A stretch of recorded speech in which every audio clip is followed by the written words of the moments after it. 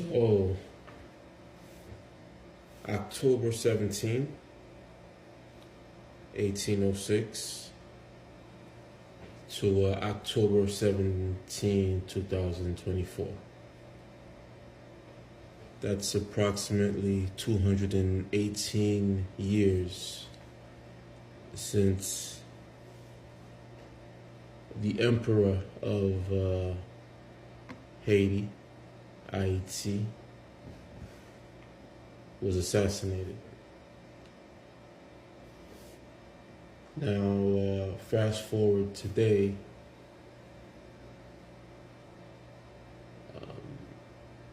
the country is in a total spiral, right? I believe that many of the Haitians that are in the diaspora, I mean, there's not much people can do but just watch. You try your best to organize, people do organize, but does it have any last effect?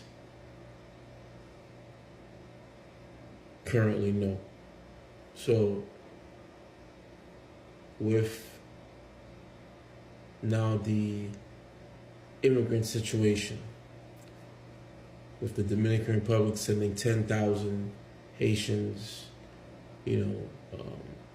every week, or I don't know if it's every day or every week, but they're sending a lot of people back. And there are reports, some people have been killed. There have been reports, some people have been, I think there was one report that a young man was probably, by some Dominican, I don't know if they were soldiers or just Dominican bandits, who knows. But the situation is getting serious, and I don't think many in the diaspora realize how serious the situation is. So this lady you see right here, Dominique Dupuy, she's the diplomatic minister that we have in Haiti.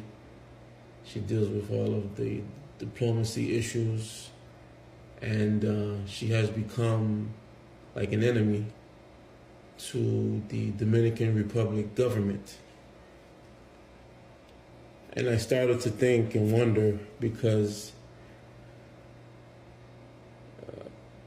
they always say, the next president should come from the north again, but who really knows with all these prophecies that they have in the country. But I started to think that she might go for candidate for president. Would you vote for her? I guess that's what I'm trying to ask. Today, which is like a day of, it shouldn't be a day of joy, because like I said, the person was the founder of the Republic, or one of the founders. He was killed by, sadly, our own hands, just like it was with Jovenel Moïse, right? Which was, recently. Most of the presidents that have been killed in Haiti, it's all been for the same reasons, for the most part. Conflict with the elitists, conflict with maybe other international groups, governments, and we just fall into the same spiral. But this being 218 years, I said, let me see. Yeah, 218 years. I've asked many people, I say, hey, can you imagine if these 13 colonies in America, after their I guess, Revolutionary War, even though they ended up signing independence with, Great Britain. It was like a sign-off, but they did fight. Haiti, they made France put up the white flag and leave. So it's a difference, of course. But can you imagine if Haiti started to get certain leaders who really understood international politics, diplomacy? I mean, we need people that can actually do the job. So I don't know. I've listened to some of her interviews. I like some of the things she says, but I ask you, would you vote for Madame Dominique Dupuy?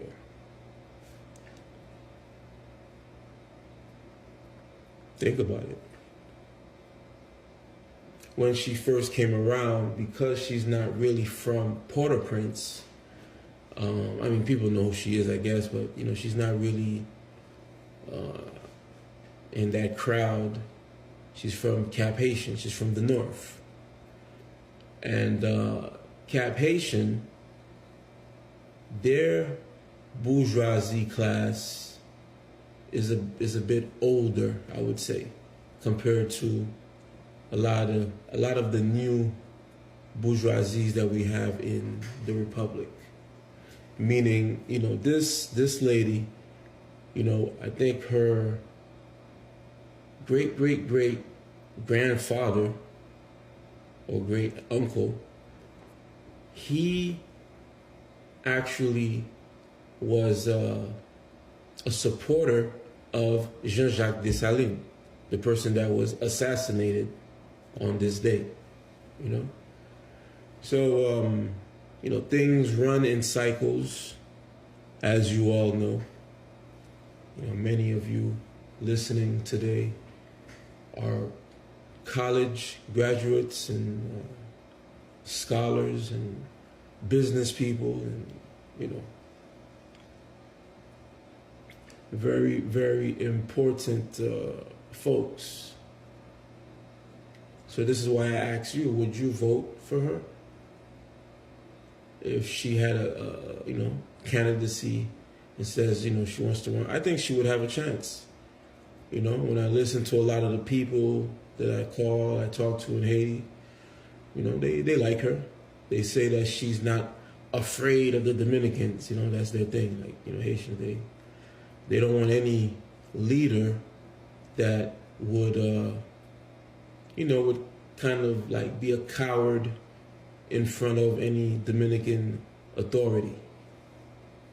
The Haitian people, they look at this as a weakness if you are, that type of individual, right? So, Luis Abinader, right, the Dominican president, I feel like he has the right to deport people however he wants. He wants to do it the correct way. He wants to do it the inhumane way. I guess that's really his business, right?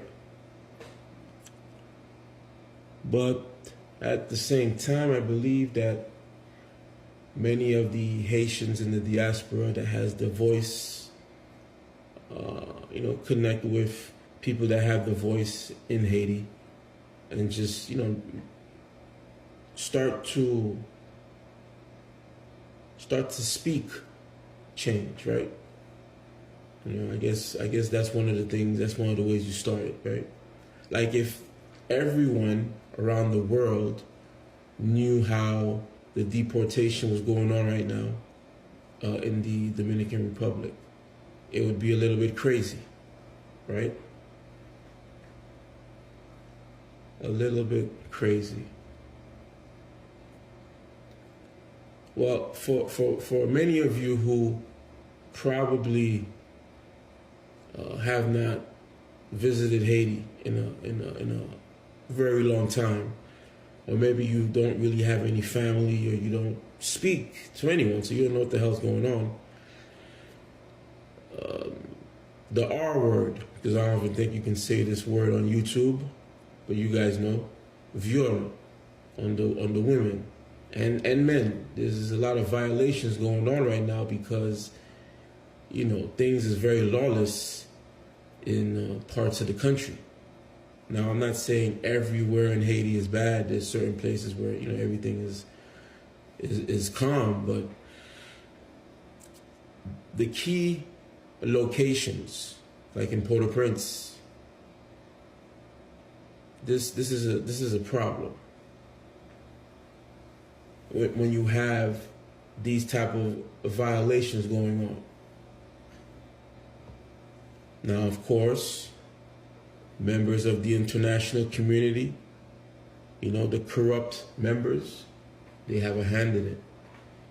Same thing with the corruption that's local, you know, in the country, in the community, right?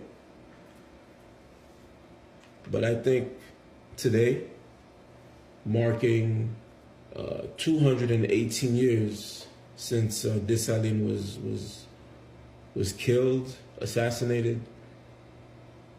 You know, I think it's time that the people start to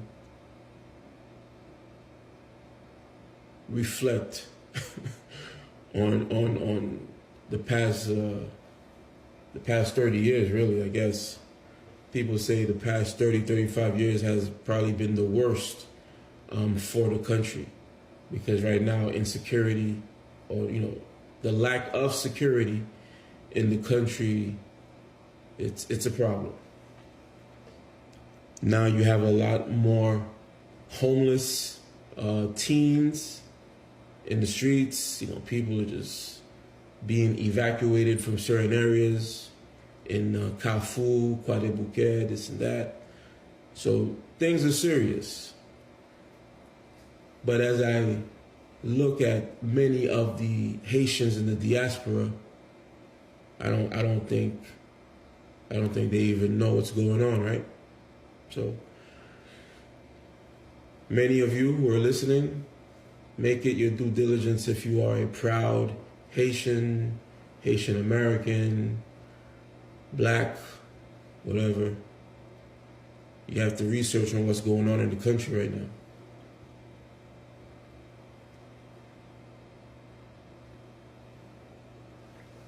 And it's significant because of the fact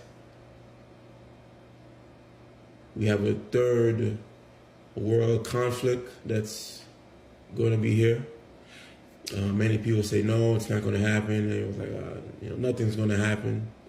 So I choose not to repeat it anymore. I mean, but as this conflict starts from the Middle East and then it affects us in the States, what do you think is going to happen between these two countries on the island of Hispaniola? Ayiti Kiskeya Bohio. What do you think will happen?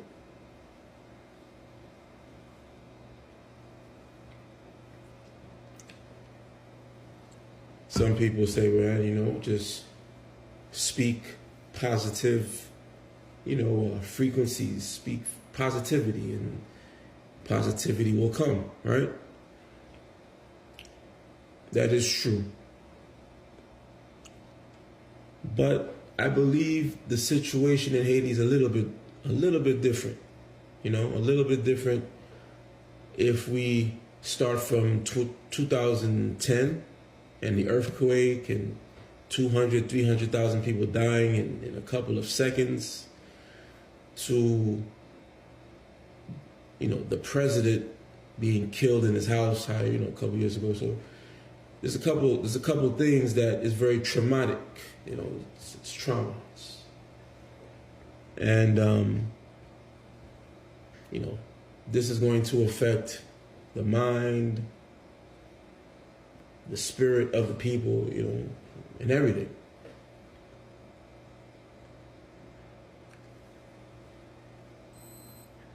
So on this October 17, 2024, let's see if Haiti will just continue with this, right? If the situation will remain the same, or will there be a revolt? Will the people finally, I don't know, kind of snap out of it? Will the diaspora like kind of get more involved in seeing the country, you know? Because in the diaspora, I think we're so focused on, if you're in America, you know, the American political issues and problems, if you're in France, Canada, other countries, but if you say that you have a love for Ayiti Toma, if you say that, right? If that is true, then, you know, you all would have to just decide to, you know, make certain changes, right? No matter how small, no matter how, you know. I sent $100 to somebody that's in Wanamet. He's an engineer, and he is part of that whole thing with the canal, right? I sent him $100 because he was helping. I mean, he posted it online. He's helping some of these Haitians that's been deported back from the Dominican Republic. That was something that I could do, right? So I give an example. So all of you listening, you do whatever you need to do, right? Individually to help assist, for the country to move forward. So that's basically all I have for you today. I'm going to probably leave a clip of Dominique. She's, last I heard, they were going to probably fire her. Is she still going to be fired? I don't know.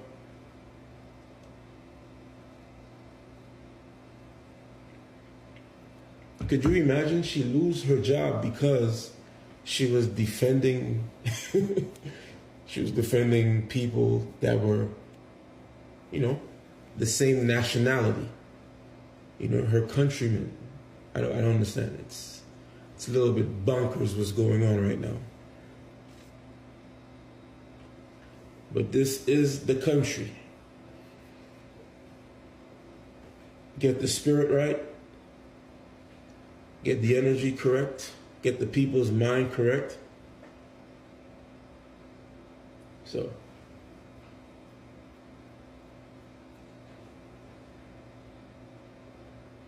I'm looking at this clip. Near brawl over wicked Stanley Cup. Shoppers stampede at Target store in St. Louis, Missouri, and the dude almost smacked this old lady in the back of her head. It's crazy. We're living in a crazy world right now, people. Anyway, you guys continue to stay blessed, stay positive. The news that I'm giving you here, it's not to gloom you. It's not to make you, it's just to make you aware. Because sometimes I can tell many people are not really aware of what's going on in Haiti. They just know things are upside down. And it is true. It is true.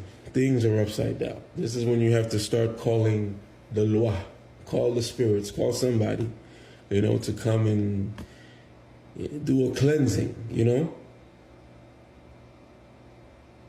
So, you guys have a wonderful, wonderful day. Madame la Présidente de la Conférence Générale, Madame la Présidente du Conseil Exécutif, Madame la Directrice Générale, Excellences, chers collègues. J'ai traversé l'Atlantique pour participer à cette assemblée qui m'est si chère et pour occuper un siège pour lequel nous avons lutté avec détermination. Au cœur de cette maison des nations, Haïti occupe son unique poste de gouvernance dans le système onusien.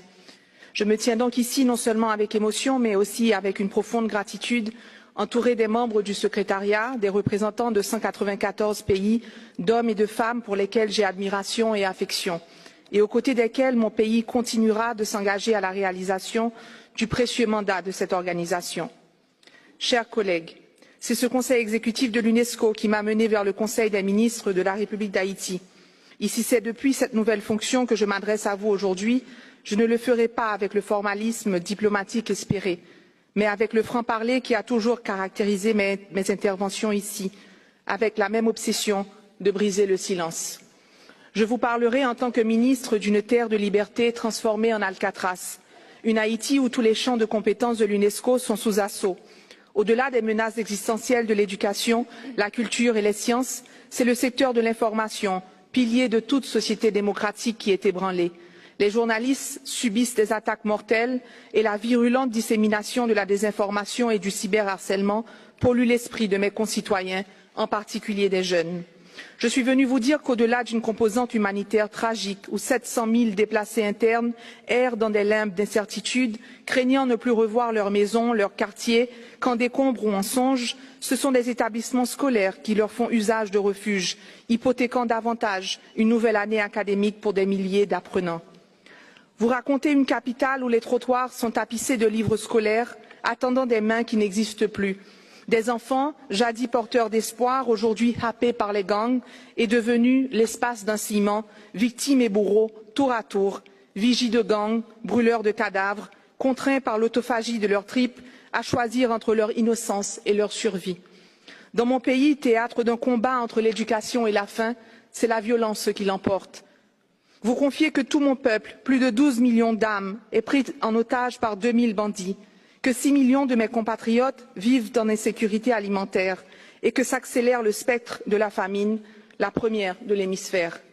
Que les filles et les femmes sont encore et toujours en première ligne des ravages des bandes armées, qu'entre janvier et mai de cette année, plus de 4000 vies ont été dévastées par la violence basée sur le genre.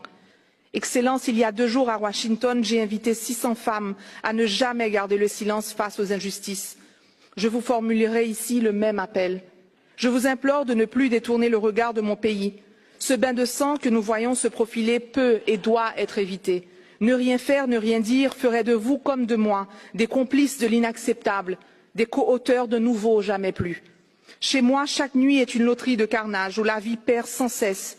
Ici, dans cette salle, j'entends encore les cris de plus de 117 innocents massacrés le 3 octobre dernier. Leur dernier sourire, leur dernier baiser, leur dernier espoir nous hanteront longtemps si leur mémoire ne nous propulse pas à l'action. Si nous permettons que ces enfants, ces femmes, ces hommes arrachés à la vie, à l'amour, à leurs rêves, s'ajoutent en vain au macabre panthéon de l'insécurité.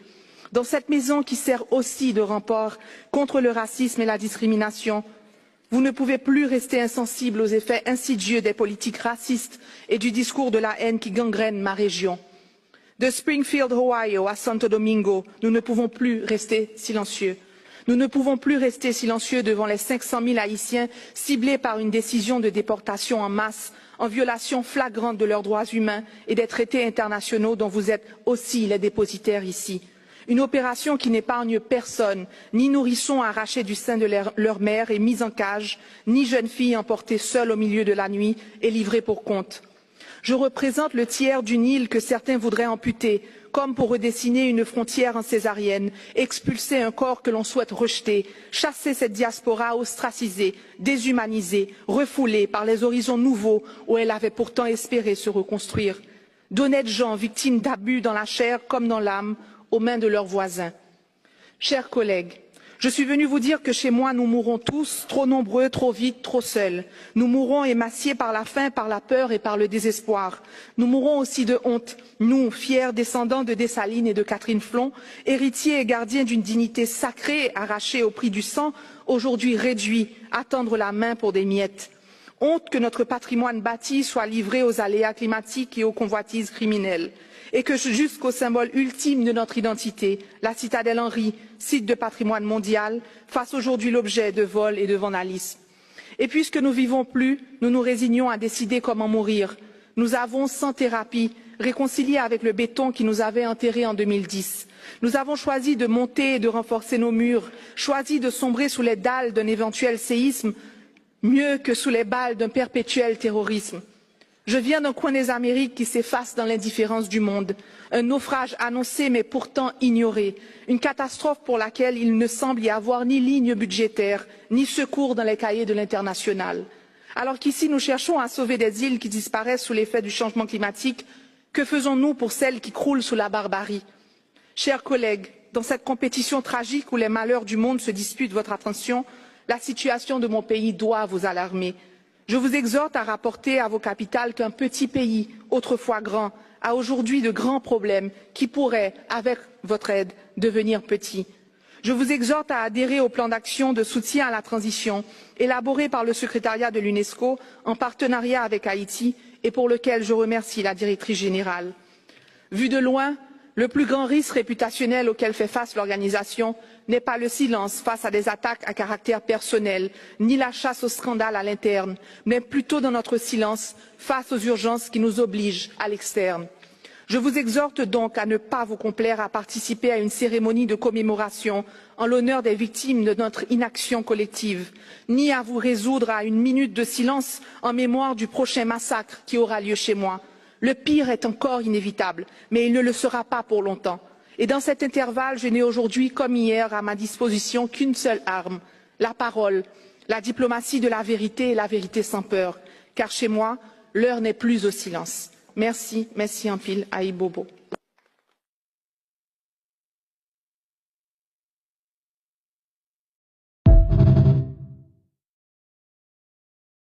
Mesdames, mademoiselles et messieurs, bagay la compliqué le senti cri. Population a mouri, grand goût a pété fiel yo, insécurité nan derrière yo, conseil présidentiel ensemble avec la primature pas Hispaniola bataille. Mes chers compatriotes, causez pas pour vous, c'est moi-même qui expliqué ou. Eh bien, conseil présidentiel l'a convoqué Gary Conny.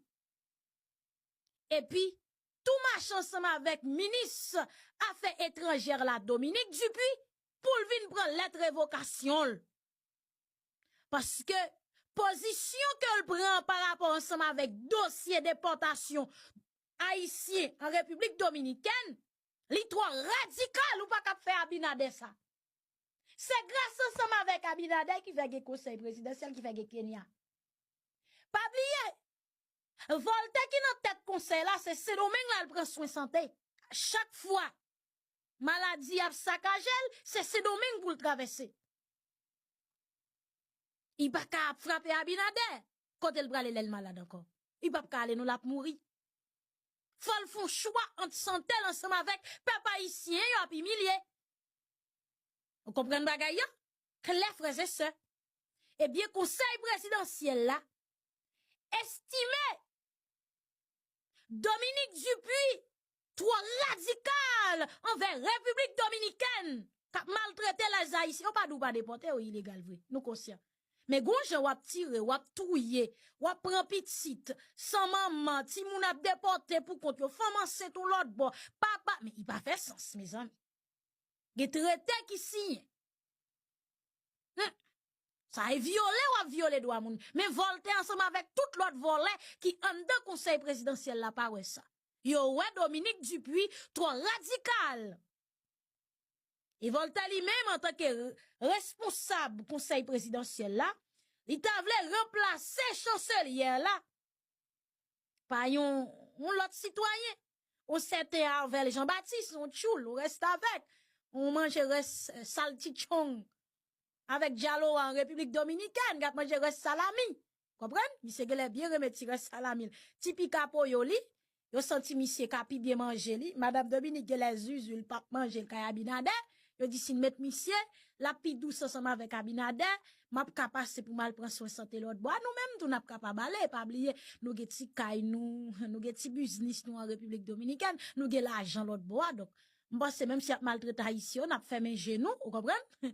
Mais Dominique Dupuy, pas pral dans Washington, a monté, descendre, a fait déclaration, patati patata, tout côté pour les haïtiens, lever voix pour dire maltraité, tout pis haïtien, a violé droit. Pas de bagay comme ça. N'a cassé fait couvrir, et puis, y a mangé là, qui te met les derrière. Nous, n'a prêté dans tête pays pour nous voler l'argent, et puis pour nous l'hôpital ensemble avec en République Dominicaine. So this is very much a humbling experience, and I renew my heartfelt thanks to those who believe me worthy of this opportunity to share some brief remarks with you this morning. I would like to start by honoring the lives of the 117 souls lost on the night of October 3rd. I considered asking for a minute of silence in memory of these victims, of this innocent families massacred in Pont-Sondé. A minute of silence in memory of these innocent children, women, and men that were sacrificed, ripped from their families, ripped from their communities, ripped from their dreams, from their right to love, their right to live, and their God-given aspirations. I also meant to ask for a minute of silence and solidarity with the tens of thousands of our compatriots that are currently the victims of a state-led discriminatory operation and are being deported in flagrant violation of their basic human rights. Silence in memory of those who are shot to death, beaten to death, humiliated to death, starved to death in the process. But I will ask instead that we celebrate the lives they had, celebrate their last laugh, their last kiss, their last hopes, celebrate without apology their humanity.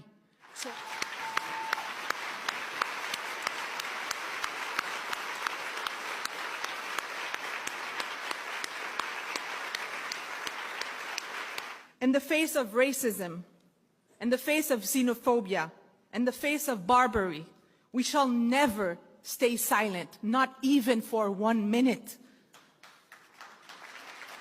When they want to bury us alive, when they want to bury us in shame, when they want to bury us in guilt, when they want to bury us in grief, we stand up, we show up, we speak out, we shout out, and we always take a stance.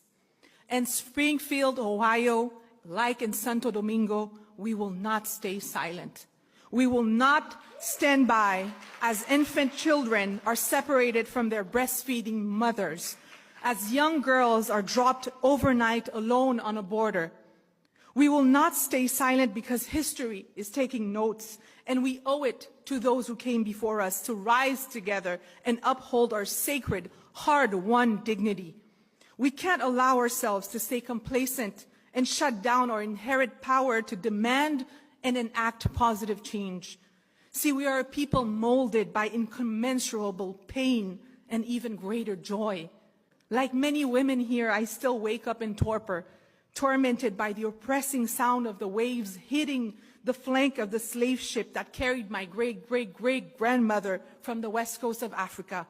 Over the past 300 years, my maternal lineage has been soiled by rape and deceit. The associated trauma transmitted from generation to generation by the women in my family is intricately woven into the very story of our country, where the imprint of spoliation and abuse of our women, of our land, continues to transpire through centuries. But like each and every one of you, my bloodline is also connected to the triumphs of our nation. The courage of our ancestors lies at the root of our soul and shapes the architecture of our being. It is this duality that defines us as Haitian women, the capacity etched into our DNA to carry the memory of oppression alongside the decision of self-determination, to be the guardians of a fragile yet eternal flame of freedom, a flame always, always, always threatened by the tropes of racism, of xenophobia, but oh so capable of resistance, of revolution, of self-realization, if we stand up for it, if we show up for it.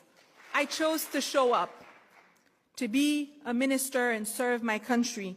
I chose to accept the offer extended to me to be of use in this time of need, because I am convinced that this juncture is one of the most important and defining moments of our contemporary history.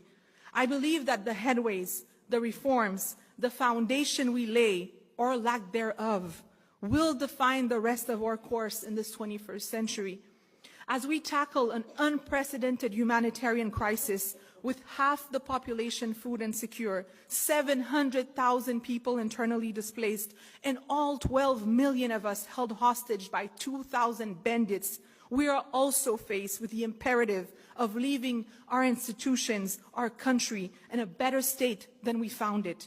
When the time will come to pass the leadership on February 7, 2026, to a democratically elected government, I trust we will be able to look at them head high, eyes locked, and tell them that we did our best, that we cared for our people and our institutions with dedication, with integrity, and unwavering loyalty, that we contributed to reigniting Haiti's power, that we reminded our people and the world of our inalienable truth, that we are men and women born from the ribs of Jean-Jacques Dessalines and Claire Heureuse Félicité Bonheur, that our genesis is also our destiny, that however sinuous, however tragic, however dark our path may be, we have and we will always find our way to dignity, our way to liberty, and our way to each other. In a world where injustices abound, we cannot afford to stay silent. Each of us here today carries the responsibility to stand up against misogyny, stand up against racism, to stand up against human rights violations. Together, we ignite our power by amplifying our voices, and we reassert each and every day that we too belong, that we will not back down, that we will not make ourselves smaller, less Haitian, less female, less black. We will not dim our light, and that together we can stay strong and we can strive. Elta Pascal Trouillot once said, "To be a woman is to be a warrior." These words resonate deeply as we reflect on the battles that we must fight, not only for ourselves, but for all those who face oppression, all the voiceless, all the Haitian ladies without a network, for the too many of our sisters that are left to fend for themselves. We know from the women who fought before us for suffrage, for civil rights, for equality, that they did not have the luxury of silence. They marched, they protested, and they demanded change. They must inspire us to continue the fight. As warriors, we must honor their legacy by standing firm, united in our own battles today. We must call, write, post, tweet, march, sign petitions every day and unapologetically. Igniting our power means recognizing the interconnectedness of our struggles, recognizing that when one community is oppressed because they are Haitian, we are all targeted, we all suffer. This is why, alongside you, I commit to continuing creating spaces for dialogue and empowerment. Because you see, they want us to think that the enemy is within us. They want us to fight among ourselves. They want us to stay distracted, overwhelmed, discouraged. They want us to doubt each other and to doubt ourselves, when we should know, beyond hesitation, we should always remember that the secret formula to igniting our power, our very own open sesame, lies proudly in front of us on our flag. L'union fait la force. Our power is just these 3 words away. Our demise is in our silence. Merci, merci en pile. Aïe, bobo.